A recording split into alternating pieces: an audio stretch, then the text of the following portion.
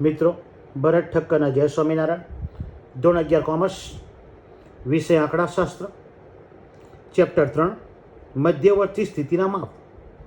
આ પ્રકરણમાં આપણે મધ્યક, મધ્યસ્થ, બહુલક, ગુણોત્તર મધ્યક, ચતુર્થકો, દશાંશકો, શતાંશકોનો અભ્યાસ કરીશું.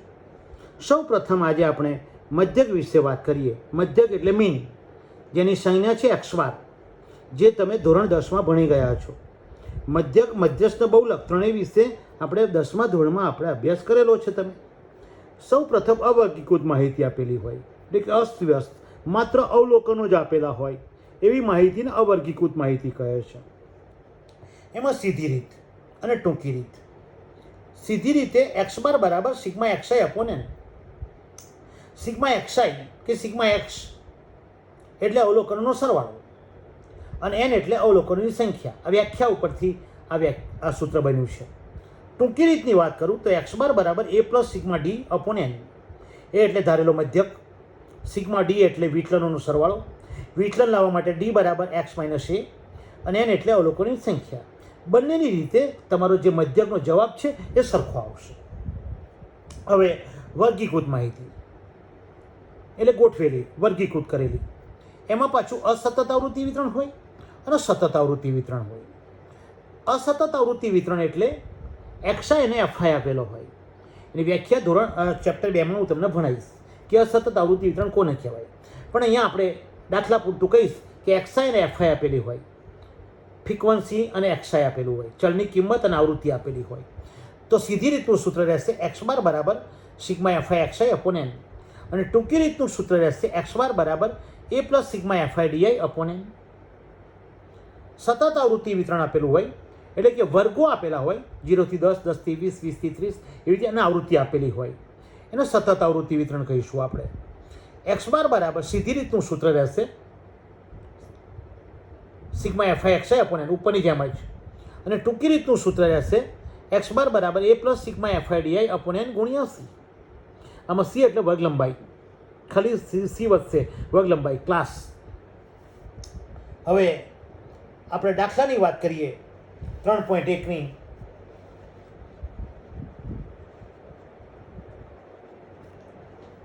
એક નર્સરીમાં વાવેલા છોડની સપ્તાહ દીઠ વૃદ્ધિમાં સેમીમાં નીચે પ્રમાણે જોવા મળે છે. વધારો 1.0, 3.2, 1.4, 1.9, 2.4, 1.6, 1.4, 2.1, 1.3 ને 1.5. તમને કીધું છે છોડની વૃદ્ધિનો મધ્યક શોધો. તો x બાર બરાબર સિગ્મા xi અપોન n. સીધી રીતનું સૂત્ર. જો તમને અવર્ગીકૃત માહિતી આપેલી અને માત્ર પ્રાપ્તાંકો આપેલા હોય તો અવર્ગીકૃત માહિતી કહેવાય. એટલે પહેલા નંબરનું સૂત્ર આવશે. એમાં સીધી કે ટૂંકી જે રીત વાપરો એ બંનેના જવાબ સેમ આવશે.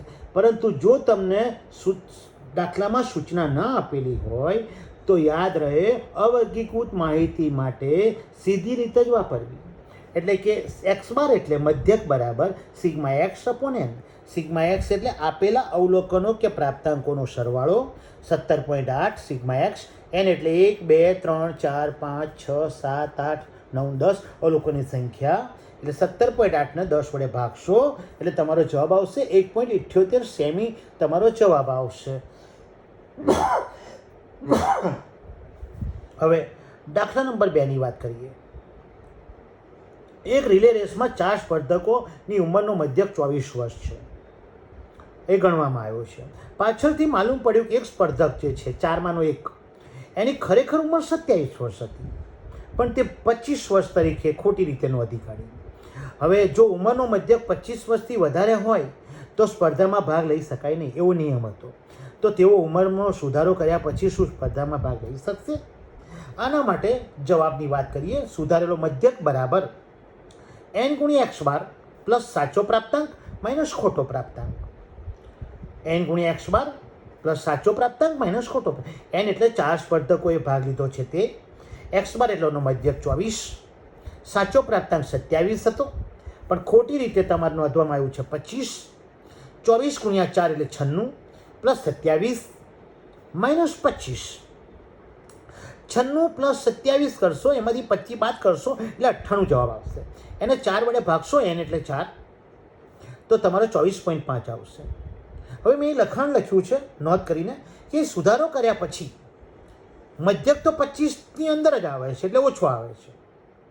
આપણે સુધારો કર્યો પછી મધ્યક તો 24.5 આવે છે, હવે 25થી ઓછો આવ્યો છે સુધારો કર્યા પછી પણ. માટે સ્પર્ધામાં સ્પર્ધકો ભાગ લઈ શકશે, કારણ કે નિયમ એવો તો 25 વર્ષથી વધારે આવે તો જ સ્પર્ધકો ભાગ નહીં લઈ શકે. બાકી તો 24.5 આવ્યો જે 25ની અંદર છે, એટલે સ્પર્ધામાં ભાગ લઈ શકશે. ખાલી તમારે સુધારેલો મધ્યકનું સૂત્ર યાદ રાખવાનું છે, n ગુણ્યા x બાર પ્લસ સાચો પ્રાપ્તાંક માઇનસ ખોટો પ્રાપ્તાંક. n એટલે 4 અપોન નીચે n એટલે 4, મધ્યક આપેલો છે 24, સાચો પ્રાપ્તાંક 27 માઇનસ ખોટો પ્રાપ્તાંક 25 અપોન n એટલે 4. 24 ગુણ્યા 4 એટલે 96 plus 27 minus 25 is equal two 98 ભાગ્યા 4 એટલે 24.5. અહીંયા તમને કહેવામાં આવ્યું છે કે સુધારો કર્યા પછી પણ તમારો મધ્યક તો 24.5 છે, જે 25ની અંદર છે, માટે સ્પર્ધકો સ્પર્ધામાં ભાગ લઈ શકશે. દાખલા નંબર 3.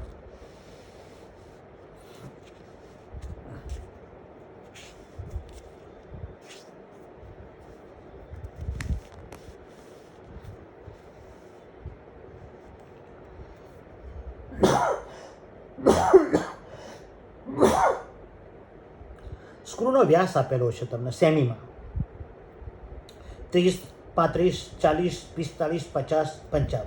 સ્ક્રૂની સંખ્યા આપી છે 4, 10, 15, 8, 5, 3. તમને કીધું છે સ્ક્રૂના વ્યાસનો મધ્યક શોધો. સ્ક્રૂનો વ્યાસ સેમીમાં આપેલો છે. હવે સ્ક્રૂના વ્યાસનો મધ્યક, આ માહિતી તમને જે આપેલી છે અસતત આવૃત્તિ વિતરણ છે. સ્ક્રૂના વ્યાસના આપણે એક્સાઈ કહીશું અને સ્ક્રૂની સંખ્યાને ફ્રીક્વન્સી કહીશું એફઆઈ. અહીંયા અસતત આવૃત્તિ વિતરણ છે. આમાં પણ સીધી રીત અને ટૂંકી રીત બે આપી. મધ્યક શોધવા માટે બે વાપરાય. આ બીજા નંબરની રીત આવી.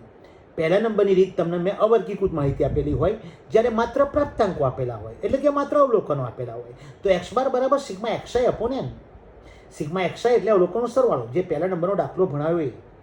આ જ માહિતીમાં અસતત આવૃત્તિ વિતરણ છે, એટલે આમાં પણ સીધી રીતે જ વાપરો. એફઆઈ અને એક્સઆઈનો ગુણાકાર કરતો. 30 ચોક 120 એફઆઈ એક્સઆઈ, એફઆઈ એક્સઆઈ 35,350, 40 ગુણ્યા 15 600, 45 ગુણ્યા 360, 50 ગુણ્યા 5 250, 55 તરી 165. આનું ટોટલ મારશો. Sigma FI XI 1845 upon n એટલે 45. સ્ક્રૂના વ્યાસનો મધ્યક શોધવા માટે સીધી રીતનું સૂત્ર વાપરો. x બાર બરાબર sigma FI XI upon n. Sigma FI XI 1845, n એટલે 45. આ બેને ભાગાકાર કરશો તો તમારો 41 મીમી જવાબ આવી જશે. આ સાથે ત્રીજો દાખલો પણ પૂરો થાય છે મિત્રો. એક્સઆઈ અને એફઆઈનો ગુણાકાર કરશો, એને સરળ સિગ્મા એફઆઈ એક્સઆઈ કહેવાય અને આવૃત્તિના સરવાળાને n કહેવાશે. x બાર બરાબર sigma FI XI upon n 1845 ભાગ્યા 45 ઇઝ ઇક્વલ ટુ 41 મીમી તમારો જવાબ આવશે. આ સાથે આ દાખલો પણ પૂરો થાય છે મિત્રો. હવે દાખલા નંબર 4ની વાત કરીએ.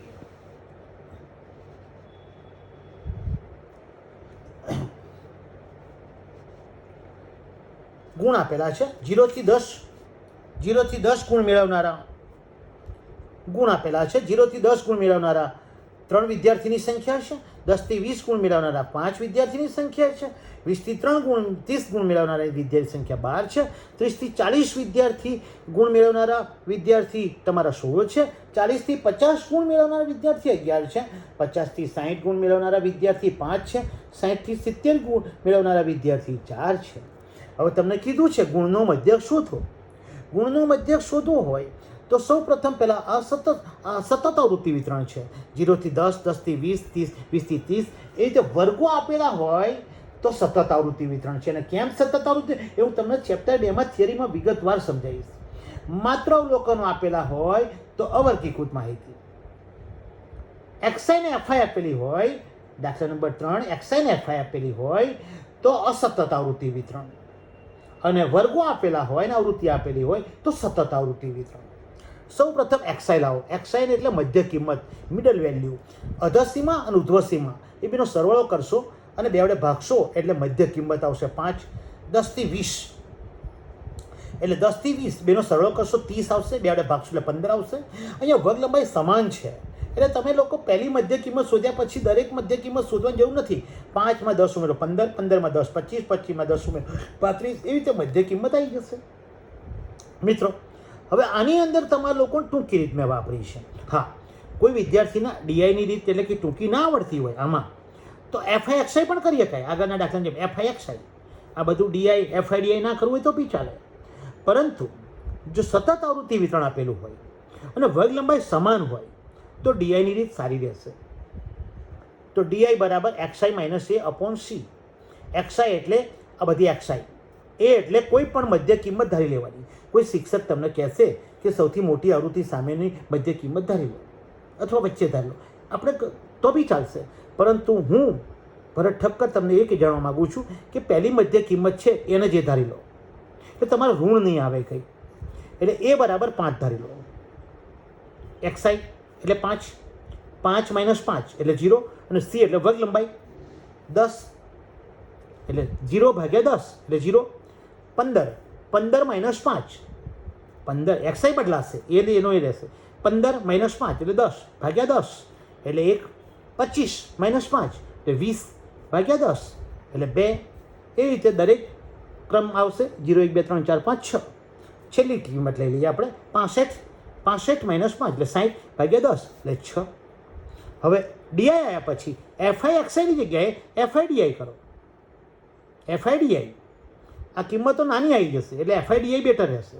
એ 3 નો શૂન્ય વડે ગુણશો તો 0, 5 એકા 5, 12 દુ 24, 16 તરી 48, 11 ચોક 44, પાયું પાયું 25, ચોકું 6 ચોક 24 ઇઝ ઇક્વલ ટુ 170. હવે એક્સ બાર બરાબર A plus sigma FIDI upon N ગુણ્યા સી.